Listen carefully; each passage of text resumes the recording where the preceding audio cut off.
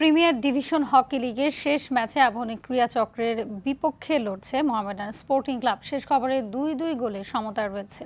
জিতলেই শিরোপা ঘরে তুলবে মোহামেডান, আর আবাহনী জিতলে চ্যাম্পিয়ন নিষ্পত্তিতে মেইনার ইয়াংসের সঙ্গে প্লে অফ খেলতে হবে। এদিকে বাংলাদেশ পুলিশ স্পোর্টিং ক্লাবকে ৪-২ গোলে হারিয়ে নিজেদের কাজ সেরে রেখেছেন মেইনার ইয়াংস। যদিও মাওলানা ভাসানী জাতীয় হকি স্টেডিয়ামে প্রথমে পিছিয়ে পড়েছিল মেইনার, তবে দারুণভাবে ঘুরে দাঁড়িয়ে জিতে নেয় ম্যাচ।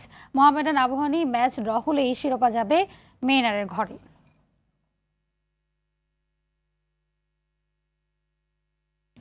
দর্শক, প্রিমিয়ার ডিভিশন হকি লিগের সবশেষ খবর জানাবো মাওলানা ভাসানী জাতীয় হকি স্টেডিয়ামে থাকা সহকর্মী অরণ্য গফুরের কাছ থেকে।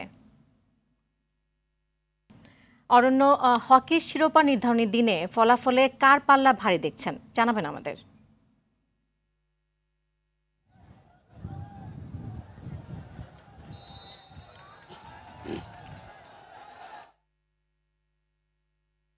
নীরা, খেলা কিন্তু একদম চূড়ান্ত পর্যায়ে জমে ক্ষীর হয়ে গিয়েছে।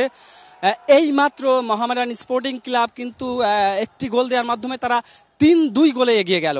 আসলে দারুণ একটি উত্তেজনা ঠাসা খেলা চলছিল।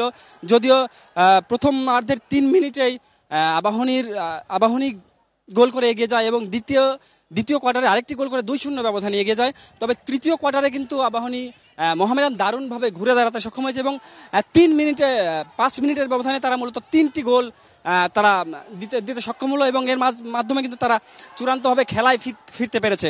আসলে আপনি আগে যে বলছিলেন যে এই ম্যাচে যদি মোহামেডান জেতে তাহলে কিন্তু সরাসরি তারা চ্যাম্পিয়ন হবে, আর যদি আবাহনী জেতে তাহলে কিন্তু আবাহনী এবং মেরিনার ইয়াংসের পয়েন্ট সমান হবে, ফলে তারা প্লে অফ গেমস খেলতে হবে অথবা যৌথভাবে তারা চ্যাম্পিয়ন ঘোষণা করা হবে।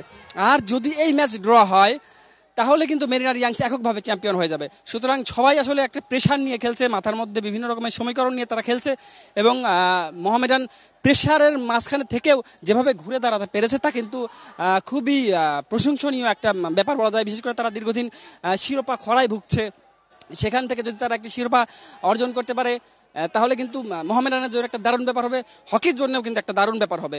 কারণ হকি লিগও কিন্তু নিয়মিত আয়োজন হয় না। আপনি জানেন, দর্শকরাও জানেন যে আসলে কোভিডের কারণে ২ বছর বন্ধ ছিল। তারপরে তার আগে কমিটি কেন্দ্রিক যে জটিলতা ছিল তার কারণেও কিন্তু অনেক খেলা হয়নি। তবে সবচেয়ে গুরুত্বপূর্ণ যে ব্যাপারটা সেটা কিন্তু খেলার আগে কিন্তু ধোঁয়াশা ছিল। রাসেল মাহমুদ জিমি, মোহামেডানের অধিনায়ক, তিনি যদি না খেলেন তাহলে মোহামেডান হয়তো খেলবেন না, কিন্তু সর্বশেষ মোহামেডান আনুষ্ঠানিকভাবে জানিয়েছে যে আসলে তারা খেলার স্বার্থেই খেলবে এবং জিমিকে ছাড়াই কিন্তু তারা খেলছে। সুতরাং তৃতীয় কোয়ার্টারের খেলা চলছে।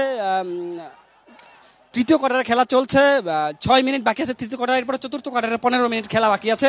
তো এর মাঝে আসলে রেজাল্ট চলে আসবে, কি রেজাল্ট হয়। এবং আবাহনী মোহামেডান বাড়তি উত্তেজনা, বাড়তি আগ্রহ এবং হকির একটি পুনর্জীবনের জন্য সবাই কিন্তু অধীর আগ্রহে অপেক্ষা করছে। নীরা। জি অরণ্য, আপনাকে ধন্যবাদ।